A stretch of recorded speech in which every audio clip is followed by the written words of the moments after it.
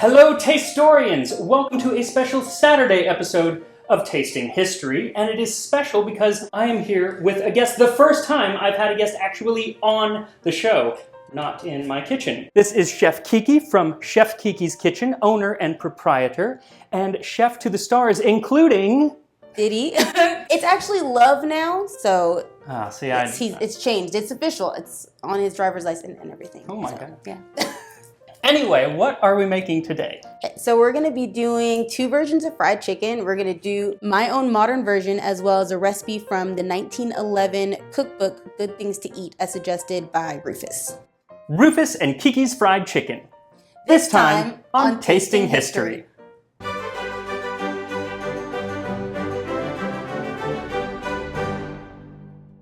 So, Chef Kiki and I have been looking to do something for quite a while. Actually, her mother reached out to me on Instagram, which is so much fun. My daughter is a chef, so we've been looking for something to do together for months now. And then you had the idea to do it today, specifically on a Saturday, because today is Juneteenth, which is a holiday here in the U.S. that a lot of people, especially outside of the U.S., don't know about. Correct. It commemorates the June 19th, 1865 announcement of General Order No. 3 by Union Army General Gordon Granger when he arrived on the island of Galveston, Texas, and proclaimed, "The people of Texas are informed that in accordance with a proclamation from the Executive of the United States, all slaves are free." So once we decided on a date to do the episode, yes, we wanted to look at some cookbooks. And find a recipe, of course. And one of the cookbooks that we found was the first cookbook by an African-American chef, Good Things to Eat, as suggested by Rufus. Cut up 2 chickens, put 1/4 pound of butter mixed with a spoonful of flour into a saucepan with pepper, salt, little vinegar, parsley, green onions, carrots, and turnips into a saucepan and heat. Steep the chicken in this marinade 3 hours. Having dried the pieces and floured them, fry a good brown, garnish with fried parsley. So this is Rufus's chicken, but what is yours like? So mine is very different. Mine's buttermilk, a little hot sauce, a seasoning I cannot tell you, paprika, garlic powder, salt, a little bit of Tony's, and that's it. What is Tony's? Oh, Tony's is a Creole seasoning, really, really good, spicy. It will make you choke. That is Tony's. There it is. I thought I saw that. I was like, I recognize that. Have you ever used it was in front of me for the last 20 minutes. No. If you've ever used it, so we're going to use it when we fry the chicken, and I will let you know right now, like, you will choke. Like, just, by the way, it happens. What a dork Chef Tony is. I don't know if you can see this. Oh my God, wait, let me see. What a geek.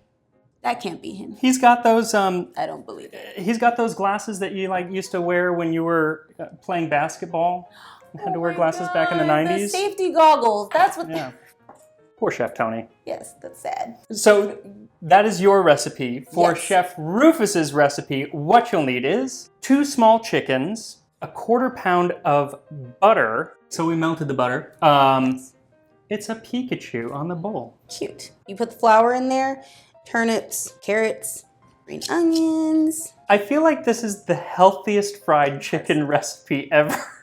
It's all green. It's there's some butter not in it. Healthy at all. I don't know. It seems healthier than buttermilk. I but mean, guess because of the vegetables, yeah. But when you put in like the butter that's in there, it's not like you're actually eating any of these vegetables. It's just in a exactly. It's just to marinate flavor. Yeah. And I mean, I'm gonna assume like vinegar when he said a little bit. Yeah. Then just salt and pepper. And then he talks about additional flour for flouring, and then fried parsley, which he actually has a recipe for, which basically is just taking parsley and throwing it into a deep fryer. Right. Which there's nothing wrong with that either. No. Looking forward to that.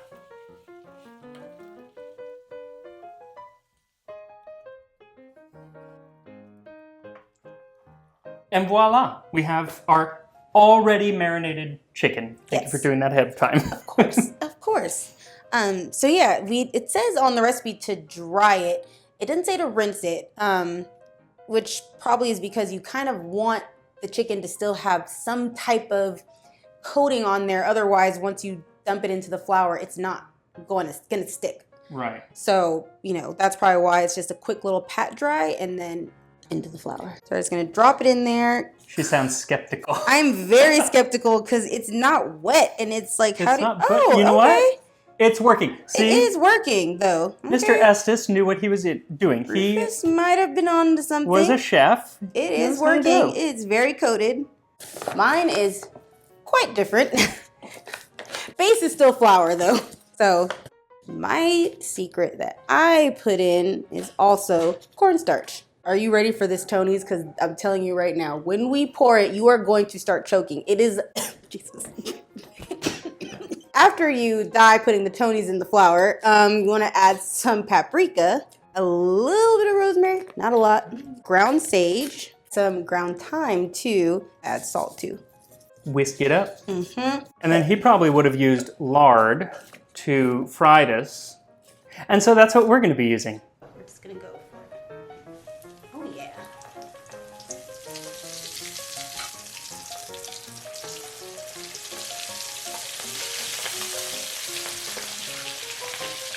So you never want to crowd the pan when you're frying. It won't get crispy. So we're probably just going to do these 4 pieces and all in a day. We'll come back for that rest.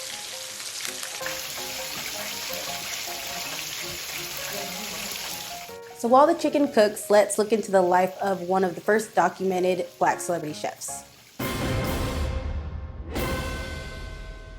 So one of the cool things about Rufus Estes' cookbook is that he includes not just recipes, but a bit of a biography, a sketch of my life. And so that's actually how we know most of what we know about Rufus Estes, in his own words. I was born in Murray County, Tennessee in 1857, a slave. After the war broke out, all the male slaves in the neighborhood for miles around ran off and joined the Yankees. This left us little folks to bear the burdens. At the age of 5, I had to carry water from the spring about a quarter of a mile from the house, drive the cows to and from the pastures, mind the calves, gather chips. Chips. Those would be cow chips.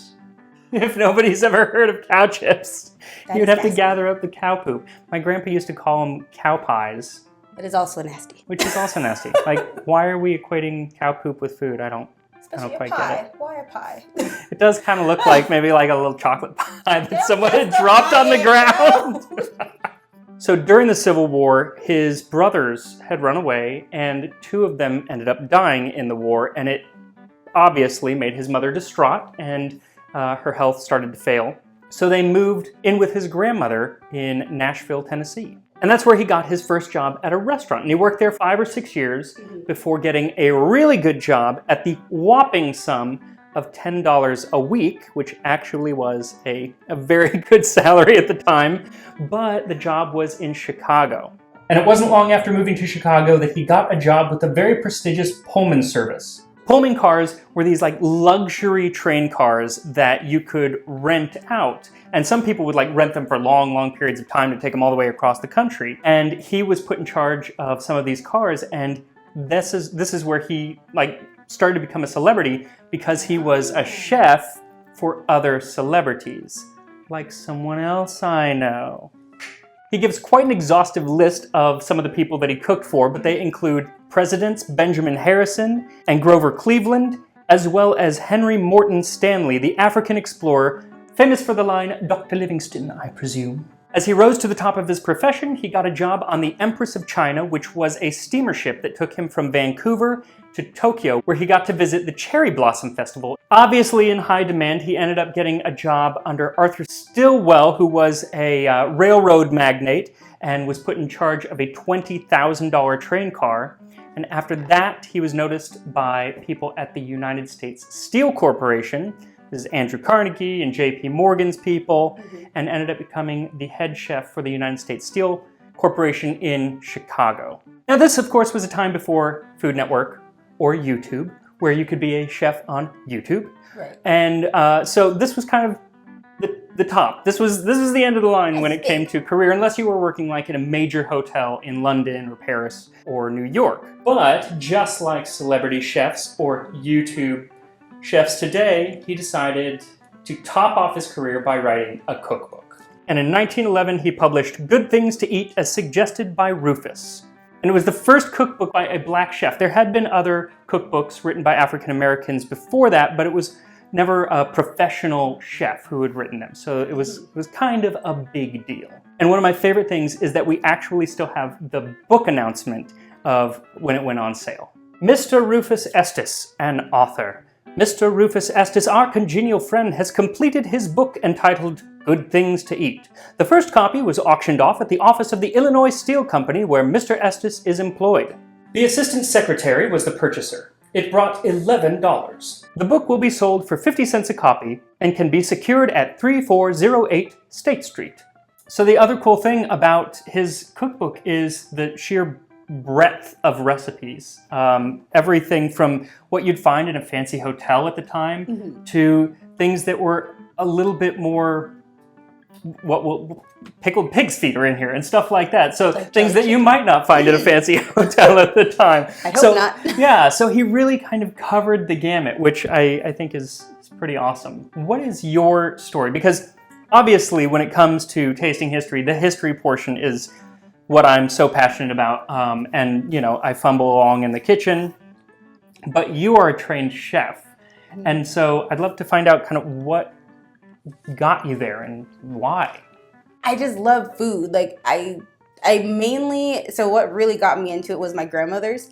My mom's mom, she really taught me how to cook. And my dad's mom taught me how to bake.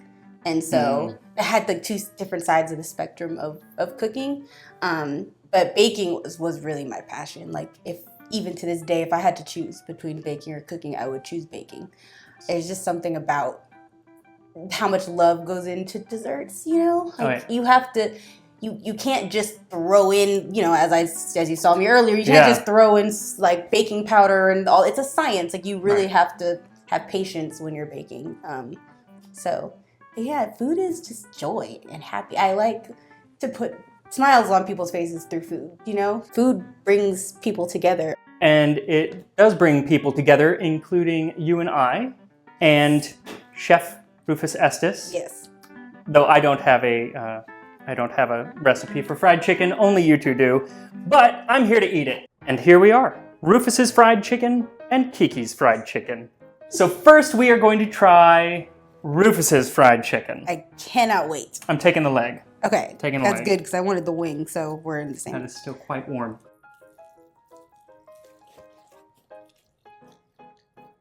Okay. It's good. It's good. Really moist. I gotta say, I'm not getting any one of those vegetables that he put in there. Yeah. And she marinated it for quite some time. I did. I don't really taste. What am I tasting? All I taste is flour and salt and pepper. And chicken. And chicken. But it is good though. I don't know if I taste the butter. I'm trying to figure that out. I don't hate it. I don't hate it. Okay, I kind of taste the butter a little bit. And then we have Chef Kiki's chicken. It smells so good. Can we get a candle of this? Like, I would burn a candle just to... A fried chicken candle? Kiki's fried chicken candle. Oh my God. All right. Marketing. That actually sounds like a good idea. It's crispy. It's so crispy. It's so hot. Love you, Rufus, but we have a clear winner here. Like, it's no contest. This is amazing. Yes! Oh my gosh. Victory is mine! So that is fried chicken.